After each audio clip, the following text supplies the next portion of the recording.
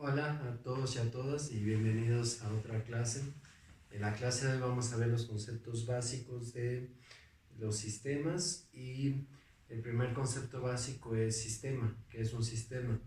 El sistema se puede entender como un conjunto de elementos, cualquier elemento.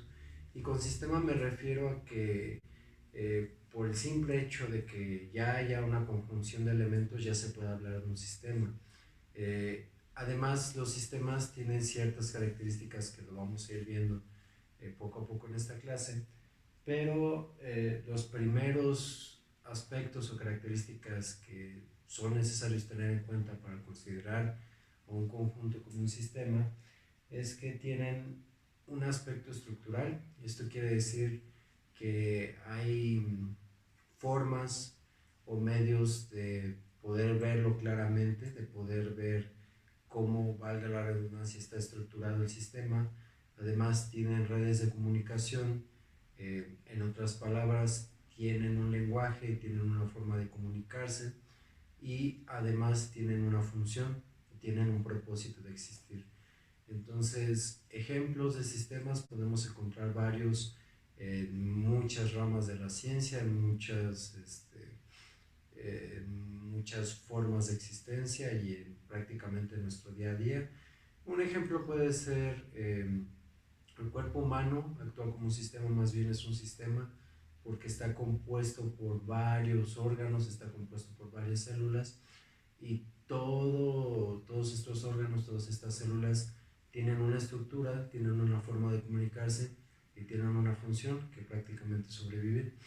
Otro tipo de sistemas son los sistemas que se tienen, por ejemplo, en cibernética o los que se utilizan en informática.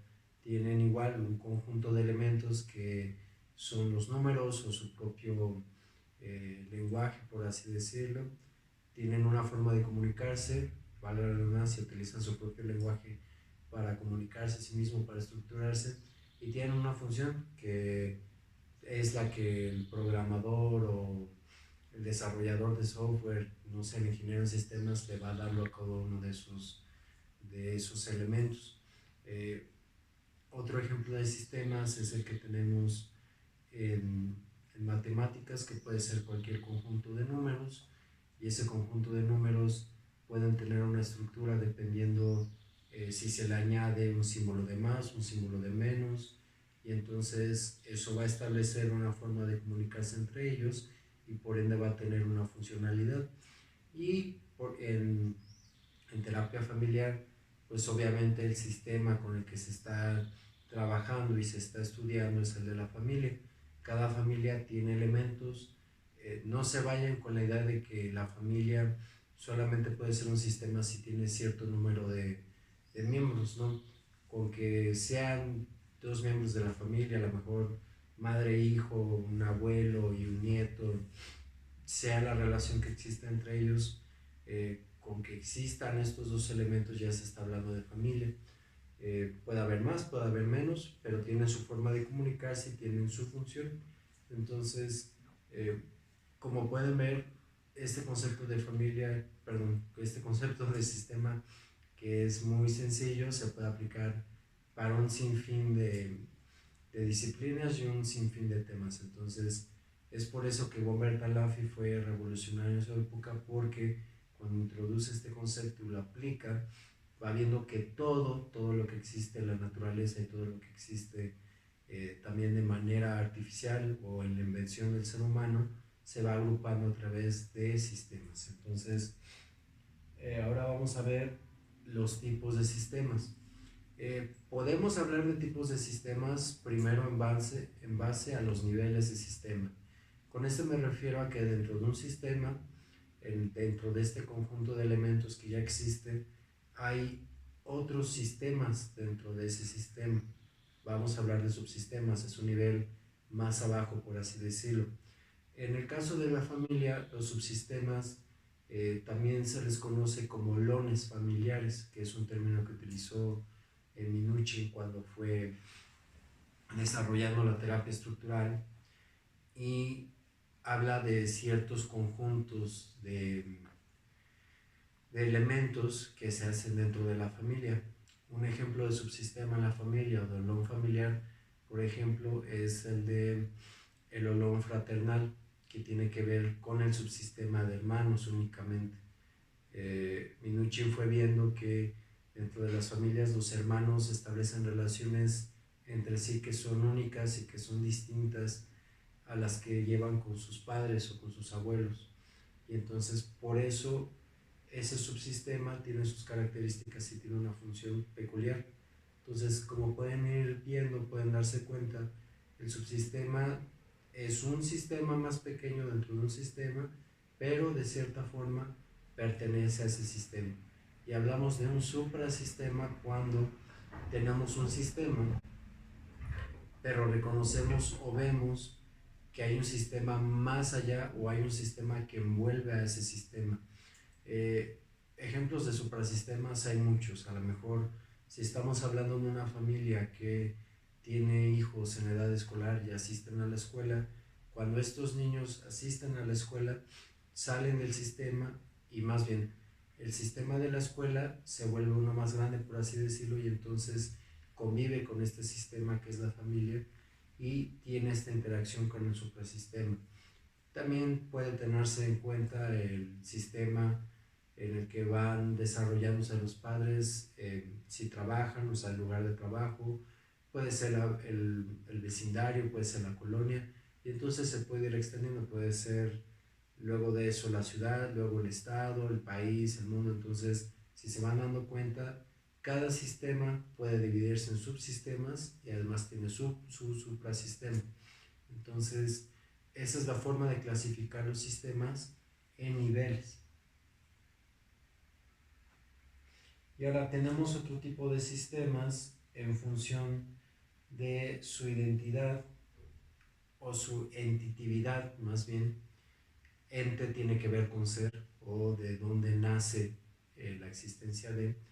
Y tenemos tres tipos de sistemas en esta parte, que son los sistemas reales. Los sistemas reales tienen que ver con los sistemas que existen físicamente, tienen que ver con lo que podemos tocar, eh, con lo que podemos detectar, por así decirlo, con nuestros sentidos y que ocupa un espacio en la realidad.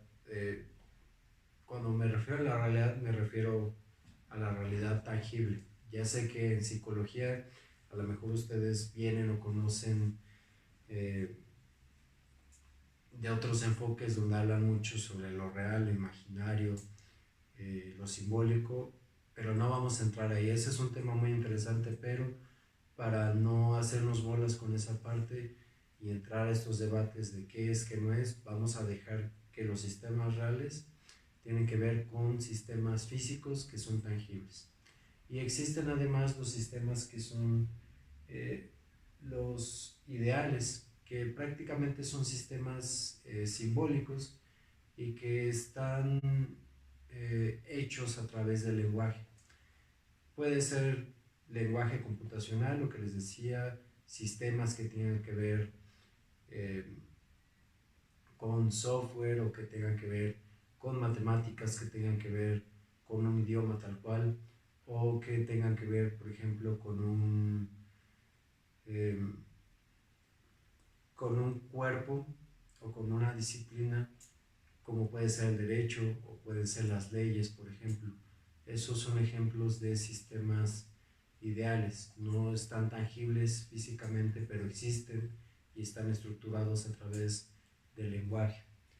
Y un último tipo de sistemas a partir de su entitividad es los modelos. Y los modelos son simplemente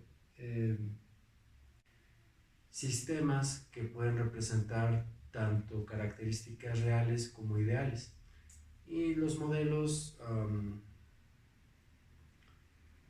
por así decirlo, nacen y parten de una investigación o parten de una estructuración que puede llevar cierto tiempo. Y un ejemplo de modelo, vaya, es el modelo de la terapia familiar. Tiene una estructura lingüística, tiene una estructura que se va desarrollando a través de observaciones que tiene que ver con lo físico, que tiene que ver con la forma en la que interactúan las personas, hablan, pues lo que hacen, que es tangible, obviamente no es una cuestión de tacto, sino que es una cuestión que podemos observar, y además se va acompañada de todo un desarrollo teórico que le va dando estructura a todo esto. Entonces, ese es el modelo. Ahora, otros tipos de sistemas son eh, los sistemas naturales, artificiales y compuestos. Los, los sistemas naturales son los sistemas que ya existen sin que eh, hayan recibido una alteración o sean modificados por el ser humano de cualquier forma. Eh, Son sistemas que uno encuentra en la naturaleza tal cual, un ecosistema, la estructura que tienen los animales a nivel biológico. Y otro ejemplo de sistemas naturales es la cadena alimenticia, es algo que nosotros, bueno, cuando no interviene el hombre es otro ejemplo, no es algo que podamos o que no tiene nuestra intervención y simplemente ocurre. Ahora, ejemplo de los sistemas artificiales puede ser cualquier invención, cualquier cosa que el hombre haya alterado, que haya manipulado a través de la naturaleza y obtiene cualquier objeto. Puede ser un automóvil, el automóvil es un muy buen ejemplo de sistemas porque está compuesta por varias partes, esas partes se comunican entre sí de diferentes formas y tienen una función que es moverse. Entonces, un sistema artificial es cualquier conjunto de elementos que fue desarrollado por el hombre. Y además están los sistemas compuestos, que es una conjunción de estos dos tipos de sistemas. Y un ejemplo es las ciudades. Las ciudades tienen, o bueno, ojalá las ciudades tuvieran más partes verdes, más partes donde la naturaleza no ha sido tocada, y además tienen partes que han sido hechas por el hombre. Algunas ciudades tienen como todavía esta visión más clara donde se pueden ver áreas verdes, áreas totalmente protegidas que están en contacto con construcciones, con carreteras, y entonces ese es un ejemplo de sistemas compuestos. Ahora, otro tipo de sistemas que podemos encontrar es si el sistema es abierto o el sistema es cerrado. Y esto tiene que ver con la interacción que tiene el sistema con el suprasistema. Y cuando hablamos de un sistema abierto es porque es un sistema que con su suprasistema interactúa de manera muy clara. ¿Qué quiero decir con esto? Es un sistema que comparte comunicación, que manda constantemente comunicación y la recibe, y además manda energía y la recibe de cualquier forma. Un ejemplo muy claro de un sistema abierto es el cuerpo humano, por ejemplo. Nosotros todo el tiempo estamos mandando comunicación y estamos recibiéndola, aunque no queramos. Y también estamos eh, dando energía y recibiendo energía. La forma en que damos energía puede ser de muchas formas, a través del calor, a través de nuestras palabras. Y con energía no me refiero a estas cuestiones del New Wave o estas ideas de las vibras o las energías, no, me refiero como a lo que es tangible, a lo que se puede ver, a todo acto que requiere energía y que impacta en nuestro mundo exterior. Por eso les digo que las palabras también es una forma de mandar energía o de utilizar energía, y además de que tienen que ver con la energía, son nuestra forma de comunicarnos. Entonces constantemente estamos mandando información, recibiéndola, haciendo un cambio constante de energía, y entonces eso es lo que va caracterizando a los sistemas abiertos. Los sistemas cerrados no son completamente cerrados, sino que su intercambio de energía y su intercambio de comunicación es mínimo. Son sistemas muy herméticos y pueden ser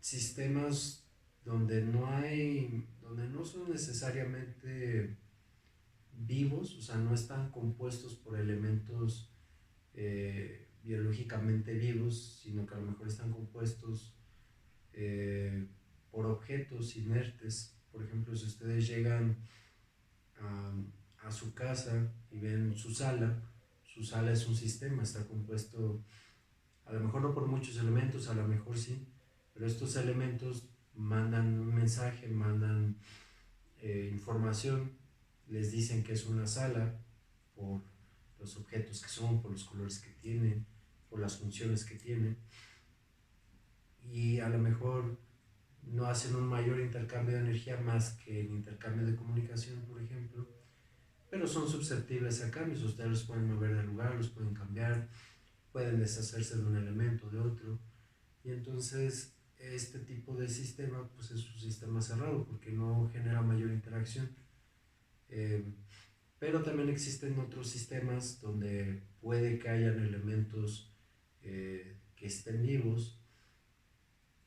No necesariamente me refiero a los biológicos. Por ejemplo, el lenguaje se puede considerar como un sistema vivo porque tiene la característica de poder ser modificado y se puede modificar a sí mismo, aunque suene un poco raro o un poco eh, fuera de algún paradigma.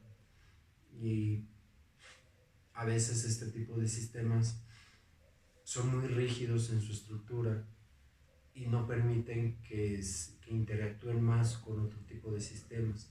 ¿A qué me refiero con esto? A lo mejor, eh, más que a lo mejor, creo que todos conocemos ciertos cuerpos o grupos de conocimientos que a lo mejor están en ciertas áreas del gobierno, por ejemplo, que no pueden ser expuestos a todo el mundo por la delicadeza o la naturaleza de los datos, que pueden ser datos personales, que tienen que ver con procesos legales, que tienen que ver con procesos penales, y a lo mejor no pueden ser expuestos ni pueden estar interactuando abiertamente. Entonces, a ese tipo de sistemas también se le pueden llamar sistemas cerrados. En la familia uno se puede topar sistemas así, donde uno a veces encuentra sistemas familiares que son muy abiertos, que son familias que interactúan de manera muy clara, de manera muy, valga la redundancia, abierta con el terapeuta o la terapeuta. Y también hay familias que son muy cerradas, que no intercambian mucha información, no intercambian energía, y entonces lo que dicen o hacen es mínimo, y entonces no le dan suficiente información al terapeuta para poder llevar el proceso. Entonces, esos son los tipos de sistemas en cuanto a esa parte. Ahora, en cuanto a los conceptos básicos de sistema, von Bertalanffy y otros autores hablaban de que a pesar, más bien, que además de los elementos básicos de los sistemas, que es que hayan elementos, que hayan sistemas de comunicación y de retroalimentación, de que exista una estructura y de que exista una funcionalidad, hay otras características. Y la primera de estas características es la totalidad. Esto quiere decir que un sistema no se puede entender de manera completa o de manera global al ver solamente algunos de sus elementos interactuando, al observar solo uno de sus elementos. Es importante observar el, el sistema en su totalidad, vale la redundancia. Esto se parece mucho a la máxima de la Gestalt, que si ustedes la conocen, eh, creo que van a tener un poco más claro esto. La frase de la Gestalt dice: el todo es más que la suma de sus partes. Por ejemplo, no es lo mismo cargar 100 kilos, cargando los 100 kilos en una sola vez, a cargar 100 kilos repartiendo los 10 kilos a la vez. Eh, para poner ese mismo ejemplo de una manera más gráfica, si ustedes tienen 100 kilos repartidos en pesas de 10 kilos en un lugar y ustedes eligen mover esos 100 kilos a otro punto, pueden elegir cargarlos todos a la vez y sentir todo el peso de los 100 kilos para moverlos al otro lado, o pueden moverlos poco a poco. Si los hacen poco a poco, aunque hayan movido los 100 kilos en esa repartición, no van a notar o no van a darse cuenta de la totalidad de los 100 kilos. Entonces, esa es la idea de este principio de la totalidad. No se puede solamente entender un sistema a través de una sola de sus partes, al contrario, hay que hacer la suma de todas sus partes para poder entender el sistema. Ahora, otra característica de los sistemas es su causalidad circular, que esto ya se los platicaba y que es el paradigma regente en la terapia familiar, que no hay una causalidad lineal de las cosas o de los eventos o de los sucesos, sea el que sea. No podemos pensar en que si fulanito hizo esto, entonces fulanito B simplemente va a ser afectado por lo que hizo fulanito A. Lo que pasa aquí es que si fulanito A dice o hace algo, sí le va a generar un efecto, sea el que sea, a fulanito B, pero fulanito B al reaccionar, sea de la forma en la que reaccione, va a mandar un mensaje, va a mandar una comunicación que va a afectar a fulanito A, y entonces esta interacción se va volviendo circular y se va volviendo creciente. Esto se llama también retroalimentación positiva. No me refiero a retroalimentación positiva con la connotación de algo esperado, algo bueno, algo bonito, algo alegre, no. Me refiero a connotación positiva en el aspecto de que va creciendo y va creciendo y va creciendo. Eso es positivo, que va añadiendo. Si habláramos de una retroalimentación negativa, es que la retroalimentación, la comunicación, sea lo que sea que esté pasando, va a hacer que esa interacción disminuya, que se haga menos. Entonces, esta es otra de las características de los sistemas, que la comunicación que existe entre ellos siempre va a ser circular, siempre se va a afectar el uno al otro en un bucle de comunicación, sin que se tenga que ver o definir de manera clara quién empezó, porque ambos son tanto causa como efecto.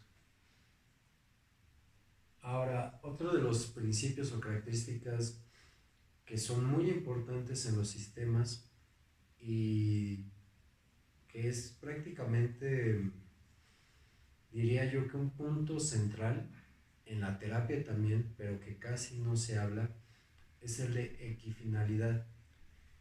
Cuando hablamos de equifinalidad, hablamos de que aunque tengamos, por ejemplo, dos sistemas que se parecen mucho, porque a lo mejor sus elementos comparten muchas características entre sí, no podemos decir y no podemos predecir hacia dónde van a llegar esos dos sistemas. ¿Por qué? Porque la naturaleza de cada uno de esos sistemas va a definir hacia dónde va a llegar cada uno. Y eso es algo que es impredecible. Les voy a poner un ejemplo. Supongamos que tenemos dos pares de números iguales. A lo mejor tenemos 5 y 7. Y aquí también tenemos 5 y 7. Y ustedes podrían decir, bueno, si tenemos estos dos números, como son idénticos, van a llegar al mismo lugar. Pero si en el primer par yo pongo un símbolo de más en medio y pongo un símbolo de menos en el otro, el resultado va a ser distinto. Si tengo 5 más 7 va a ser 12. Si tengo 5 menos 7 va a ser menos 2. Entonces el resultado fue completamente distinto. Aquí lo importante a tener en cuenta es que la naturaleza de estos sistemas fue lo que llevó a resultados distintos. Ahora, hablando en terapia familiar, se parte de la idea de que aunque el terapeuta ya haya atendido a otras familias, ya haya interactuado con otros sistemas y esté interactuando ahora con otros sistemas que se le parecen, no puede decir o no puede definir el resultado de su interacción con las familias, porque cada familia tiene una naturaleza y tiene una estructura única. A esto yo de manera muy personal agregaría que este factor de equifinalidad también se le puede llamar factor de incertidumbre. Y en la terapia lo que pasa es que aunque el terapeuta y aunque muchos colegas míos y muchos terapeutas familiares han tratado de definir hacia dónde quiere llevar cualquier proceso con cualquier familia, es algo que no se puede hacer. Cuando yo estaba en mi formación, uno de los primeros conceptos, por así decirlo, que vimos como en la estructura de la terapia familiar es el de la planeación terapéutica, que dependiendo de cómo llegaba la familia o llegaba el individuo y el planteamiento de problema que hacía, se tenía que hacer una planeación de cómo llevar ese proceso para llevarlo a la solución del problema que se planteaba. El problema con eso es que estaríamos hablando de que el terapeuta va a generar un plan de acción que lo tiene que seguir y se tiene que apegar a él, prácticamente tiene que hacer que el paciente se apegue a ese plan para que se solucione el problema, sea el que sea. Pero entonces estaríamos hablando de que tanto el terapeuta como el paciente se estarían apegando a una receta, por así decirlo, o una guía, y estarían dejando de lado uno de los factores humanos más importantes, que es el factor de la incertidumbre. ¿A qué me refiero con esto? Es imposible que un terapeuta, por más experiencia que tenga, en unas cuantas sesiones sepa exactamente cómo es su paciente. Y muchas veces ni siquiera los pacientes saben cómo son ellos mismos o ellas mismas. Y eso es un factor humano. A veces también los terapeutas ni siquiera se conocen tal cual. Entonces, planear o tratar de decir que van a llevar el proceso hasta cierta resolución es algo imposible. Siempre va a estar ese factor de incertidumbre, y es más, es importante que esa incertidumbre que existe sea planteada dentro del proceso terapéutico. Muchas veces los pacientes llegan porque en su vida diaria enfrentan la incertidumbre de muchas formas, porque no saben qué les depara económicamente, qué les depara en su trabajo, no saben si van a seguir en su relación, ya sea de pareja o a lo mejor de amistad, o si va a terminar de cualquier forma. No saben si a lo mejor su pareja les va a ser fiel o no les va a ser fiel. No saben qué va a pasar con ellos mismos, si es que tienen una enfermedad o no. Hay hay un sinnúmero de factores que no pueden ser predichos ni previstos. Entonces, este factor de equifinalidad es importante tomarlo en cuenta porque es algo que el terapeuta va a enfrentar con sus pacientes, y es importante que acompañe a sus pacientes a enfrentarlos por sí mismos, porque si bien la incertidumbre es algo que puede dar miedo, que genera angustia, el atravesarlo es lo que puede causar que el paciente descubra o crea nuevas formas de hacerle frente a esa incertidumbre de la vida diaria. Y que también el terapeuta tiene que ir enfrentando a sí mismo en su consulta. Entonces, por eso este término es muy, muy importante, y no quiero que se vaya con la idea de que es algo que pueden sortear, que pueden evitar de cualquier forma. Ahora, el siguiente concepto es el de equicausalidad. Este término es muy parecido.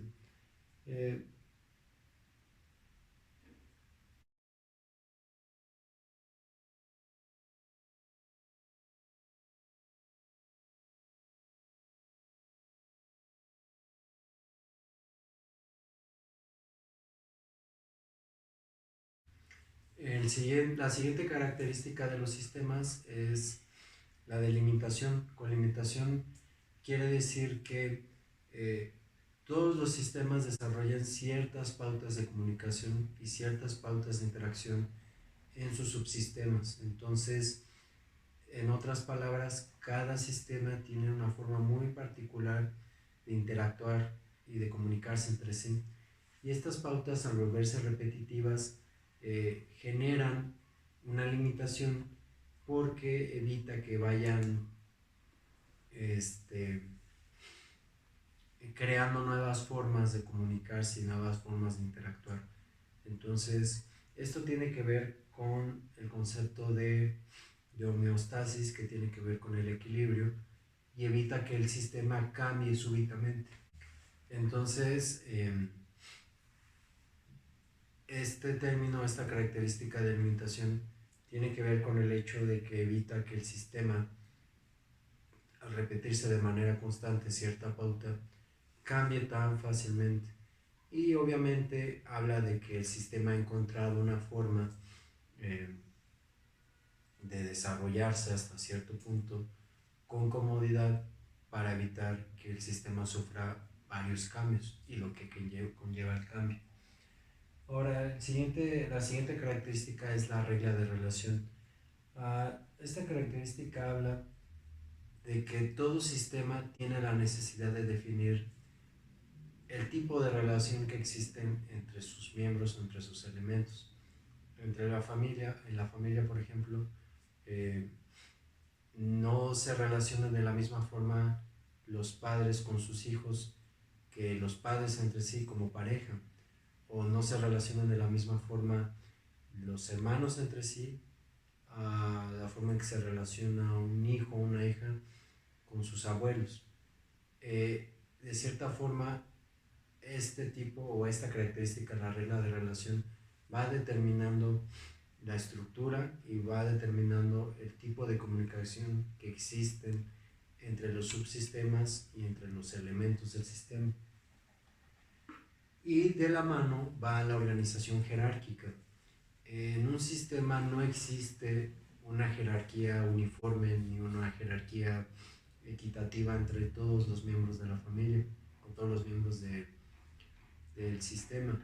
Y esto se debe a que muchas veces la jerarquía en un sistema se establece por, por las responsabilidades que adquiere cada uno de los elementos del sistema.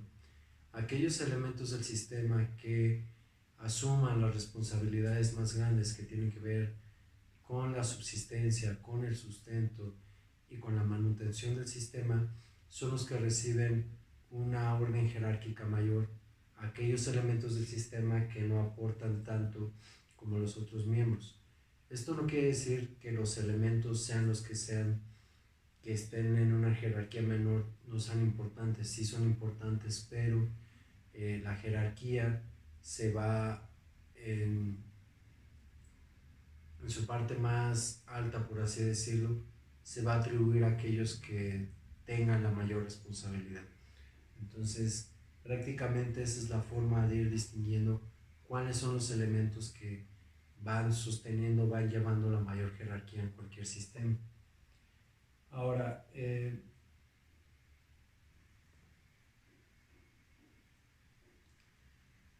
todo sistema tiene otras dos características que también son importantes, que tienen que ver con la homeostasis y la morfogénesis.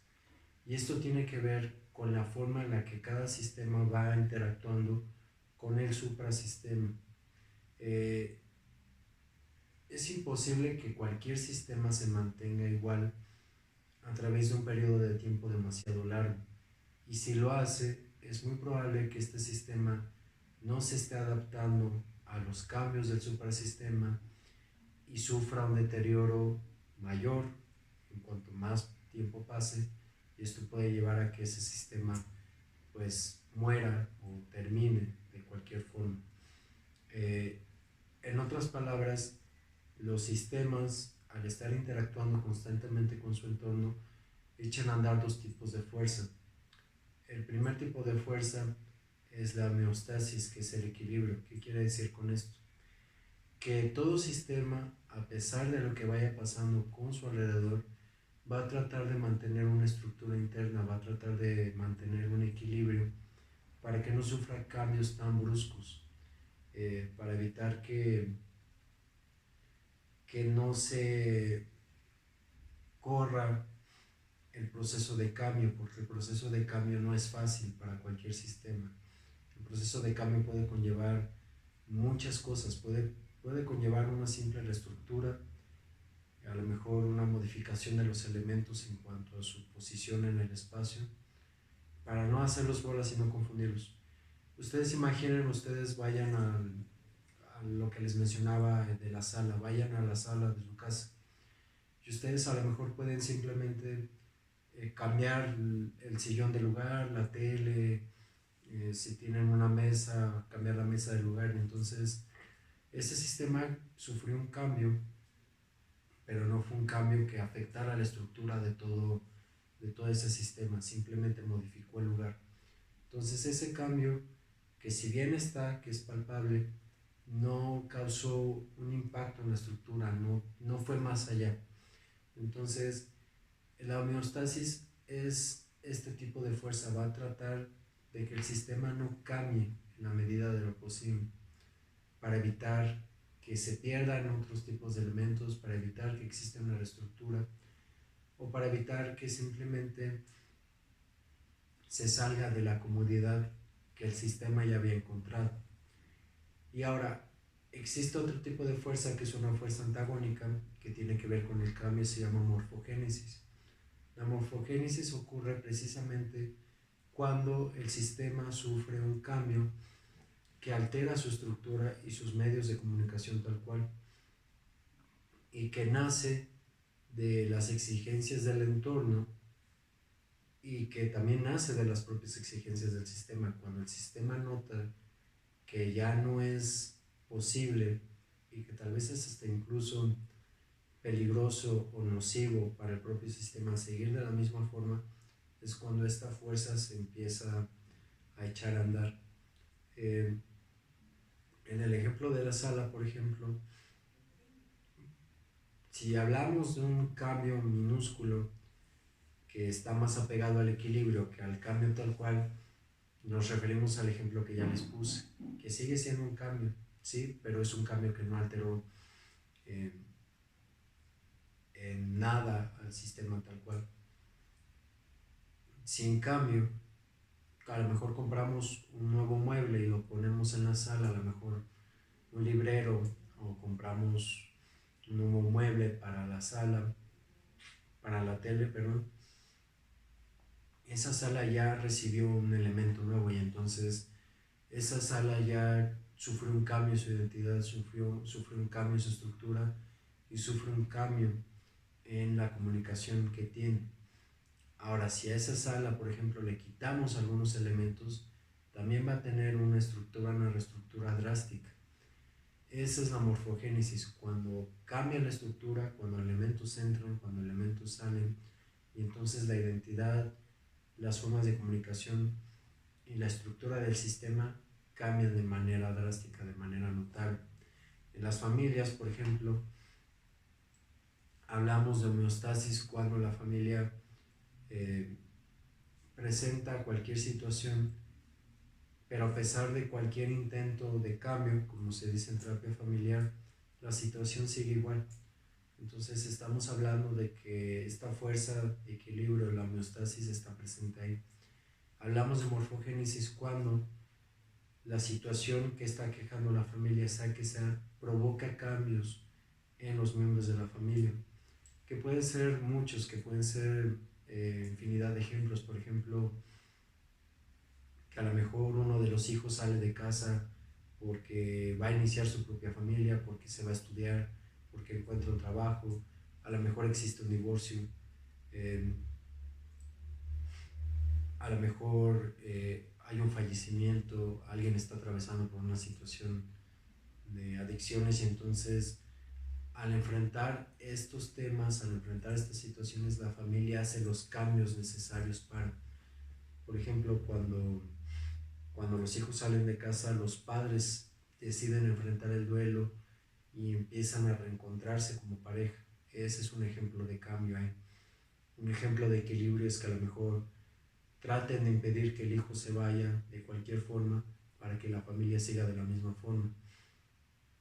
En el caso de un divorcio, el ejemplo de cambio, de morfogénesis, es que las dos partes se vayan sin pelea, sin complicación, y que los demás miembros de la familia vayan de la mano con este cambio.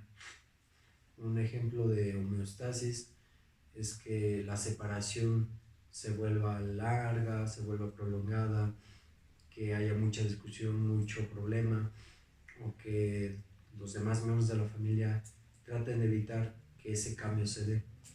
En el caso de las adicciones, por ejemplo, sea la que sea, ahí el ejemplo de cambio sería que tal cual el miembro de la familia tal vez salga y entonces entra un plan o entra a una clínica de rehabilitación, inicia un proceso, que los demás miembros de la familia empiezan a adoptar o a tomar actitudes frente a esta situación donde a lo mejor apoyen y acompañen a este miembro sin incitar al consumo de sustancias. Y el ejemplo de homeostasis o de equilibrio es que eviten que la persona se vaya, que la persona salga, o que hagan menos el padecer de este individuo y la situación sigue igual. Entonces, esos son los ejemplos más claros de homeostasis y morfogénesis. Ténganlo muy presentes, morfogénesis es cambio, cuando se da un cambio que afecta a la estructura de la familia, y homeostasis es cuando, aunque se muevan ciertos elementos, la estructura, las formas de comunicación sigue igual. Entonces, esos son los conceptos básicos de la terapia familiar. Eh, si tienen dudas al respecto, por favor, háganmelo saber. Todos estos conceptos los encuentran en las diapositivas que les estoy dejando en el curso, o los pueden encontrar en los libros de fundamentos, ya sea fundamentos de terapia familiar de Nick Hoffman y de otros autores que los van manejando. Por ejemplo, Linares también tiene un libro de fundamentos, si mal no recuerdo. Inmaculada Ochoa también tiene un libro de terapia familiar, de fundamentos de terapia familiar. Entonces, estos conceptos básicos son los que se aplican en general a la terapia familiar y van permeando las demás escuelas de la terapia familiar. Terapia estructural, terapia centrada en problemas, soluciones, eh, terapia narrativa, eh, terapia, um, la terapia de Roma, por ejemplo, también tiene muy presentes los conceptos. La escuela de Milán también los tiene, perdón. Entonces, todas las escuelas tienen estos conceptos bien aterrizados, los tiene ahí, y ya cada escuela va manejándose de manera diferente en la aplicación de los elementos, que eso es lo que va definiendo cada una de las corrientes dentro de la terapia familiar. Entonces, con eso terminamos el día de hoy y ya saben, si tienen dudas me las hacen saber. Hasta luego.